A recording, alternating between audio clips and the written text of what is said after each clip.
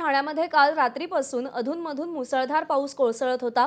मात्र सकाळी 7 नंतर पावसानं बऱ्यापैकी विश्रांती घेतली। अधूनमधून पावसाच्या रिमझिम सरी कोसळत आहेत। मुंबई एमएमआर मध्ये येलो अलर्ट देण्यात आलाय, तर ठाणे शहरात मागच्या 24 तासात 93 मिलीमीटर पावसाची नोंद झाली आहे। ठाण्याच्या तीनहात नाका परिसरातून आढावा घेतलाय आमच्या प्रतिनिधींनी, पाहूया।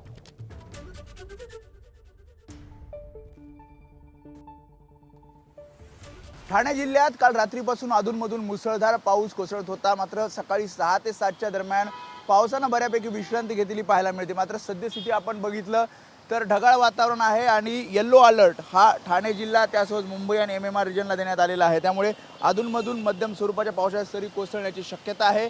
त्यासोबतच अधूनमधून हलक्या सरी सुद्धा ठाणे शहरामध्ये पावसाच्या आपल्याला पाहायला मिळतील।